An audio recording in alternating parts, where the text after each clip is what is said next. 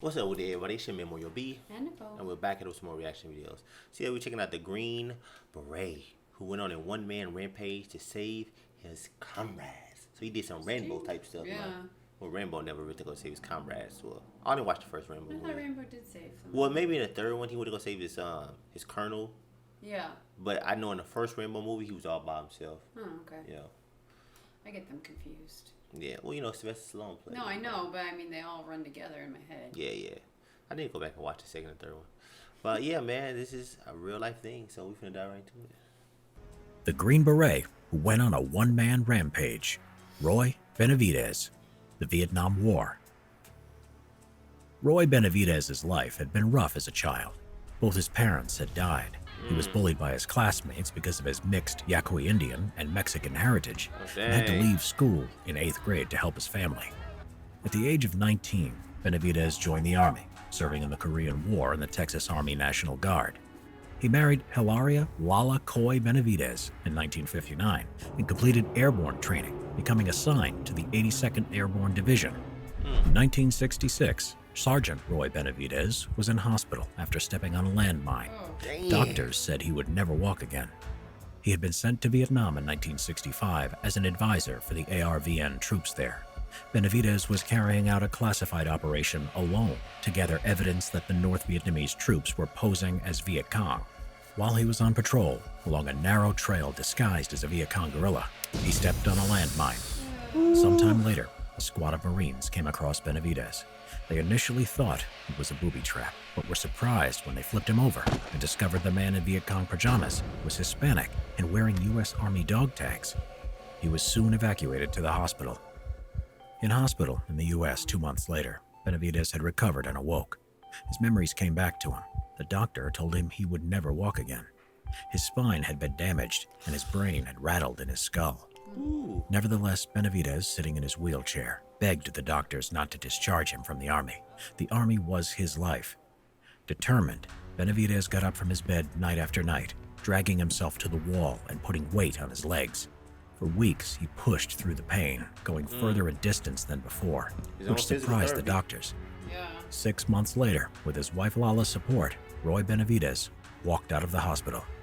He was promised only a desk job at Fort Bragg, North Carolina, but determined and exercising every day, he trained vigorously and qualified for the Special Forces, also known as the Green Berets.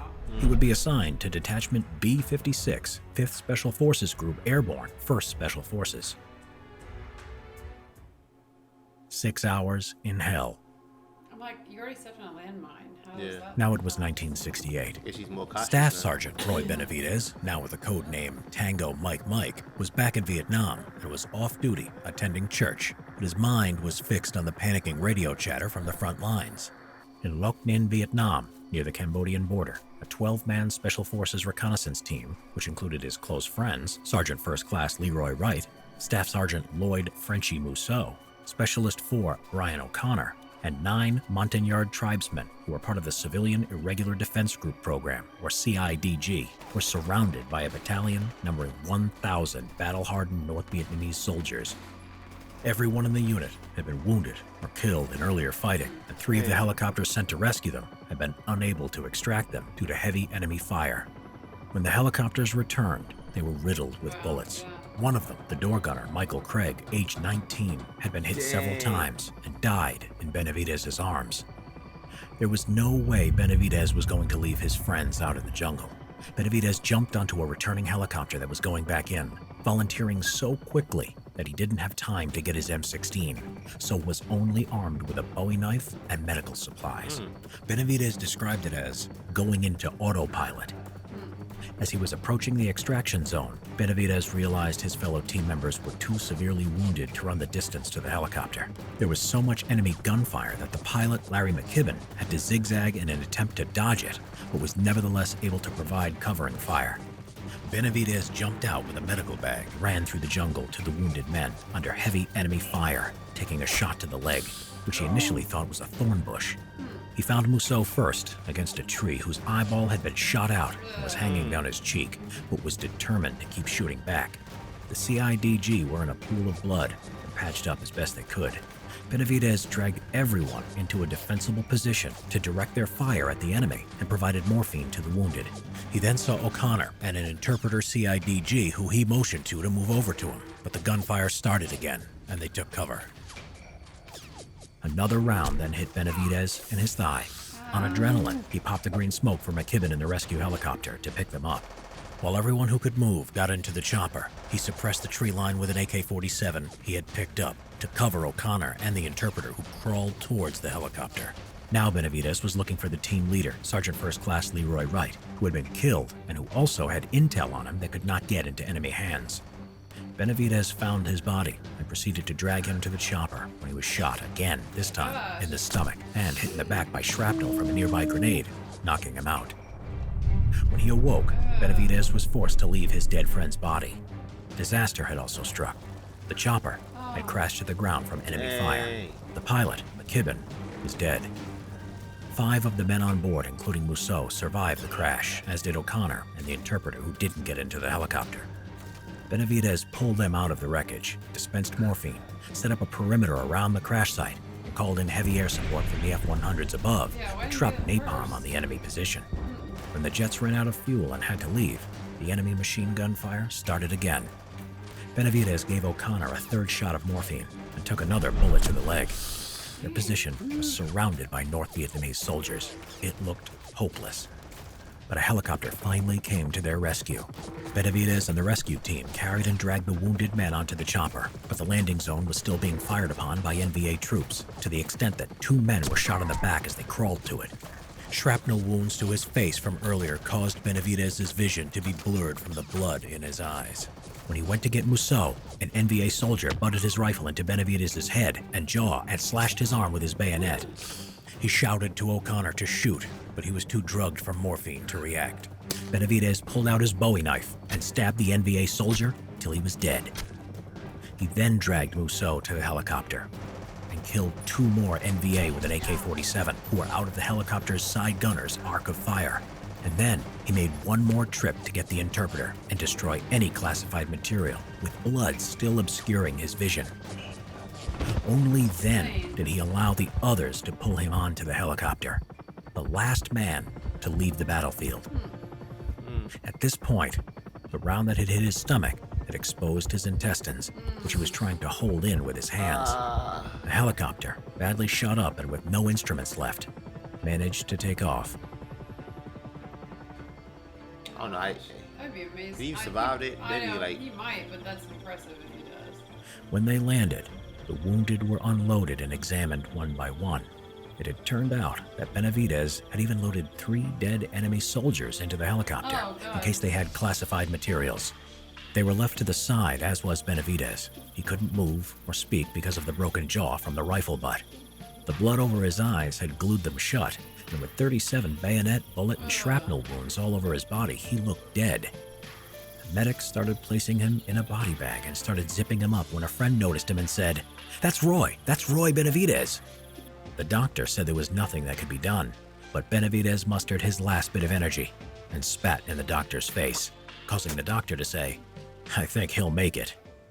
He was flown to Japan for intensive surgery, then Brooke Army Medical Center, Fort Sam Houston, where he stayed for almost a year. Roy Benavidez had survived 6 hours in hell and saved 8 lives. Benavidez's commander had put him in for the Distinguished Service Cross because the process for awarding a Medal of Honor would take much longer, and he was unsure if Benavidez would live or die before he could have received it. Finally, on February 24th, 1981, President Ronald Reagan would present Roy Benavidez the Medal of Honor. Wow. Reagan said if the story of his heroism were a movie script, you would not believe it. Sure. Benavidez said of his actions, "The real heroes are the ones who gave their lives for their country. I don't like to be called a hero. I just did what I was trained to do." Master Sergeant Roy Benavidez died on November 29, 1998, at the age of 63. Young. Yeah, he was. It's kind of crazy when you think yeah, it's about it. Like, you lived through all of crazy. that and then you die at 63. That was But I'm sure his body had tons of burnt her. complications Yeah, it and did, everything. man. This stomach was like, was coming out. Yeah, I mean, you can live through that if you can keep him moist. So you got to keep them wet and covered so they don't get infected. And if you can get surgery and get antibiotics, you can definitely live from that. Well, he definitely spit in the doctor's face so he can let him know, hey, I'm alive. I I'm know. alive. They were just basically thought he was dead because he was so covered in everything. Yeah, it was a good thing that one soldier came up and said, that's the Yeah. guy, it's one thing, you know what it reminded me of? Maybe they took this from this Forrest Gump scene. He was dragging everybody back. I kind of wonder they get inspiration from that. Could be. Yeah, because that was Vietnam, so it's quite possible if they knew about his story that, that just popped in my head like Forrest Gump. Forrest Gump. He did. You know? He saved everybody. Yeah. Yeah, that's a good point. Yeah, so I won't be surprised, man. Comment down below if you think Forrest Gump got this from this, you know. Yeah, good point. But yeah, man, the dude did his own physical therapy. It was crazy. Yeah, they say you never walking in. That's dedication. That's gut and that's dedication. To be able to do all that on your own. Yeah, he said he'll never. I think, matter of fact, they say he put some weights on his leg, some on his leg while he was crawling to make him stronger or something. I didn't hear that part. I thought that's what Maybe he said. he did. Yeah. I just heard that he crawled to the wall every night. Yeah, it was painful. Yeah. So no, that's what you're thinking of. So he crawled to the wall just to help, so he could stand and get weight on his legs to help make his legs stronger. Yeah. Because at that point he didn't have the ability to stand on his own, so he could use the wall to stand up. We do it every day. Every night, yeah. He'd get out of bed and crawl his way to the wall. Yeah, I mean, it's willpower, man. That's incredible. Yeah, because I don't really know how like physical therapy was back then versus now. Yeah, I mean they obviously had it, but yeah, I mean that was a long time ago. I mean that was like in the 50s. Yeah, so 50s. I mean that was 60 years ago. Yeah, so more than that, 65. He said, "Man, I am going to do it. I am going to walk again." You know, and screw that. And he did, man. And he went to go. Once he got better, I think it took him what? I'm gonna say 6 months or a year. Yeah, I think it was 6 months from that. Then he was walking out of the hospital. Yeah, and then he started doing pull-ups because he didn't want no desk job. You know. Well, I think he probably started doing any kind of workout to make himself stronger, and then he became a Green Beret. Yeah.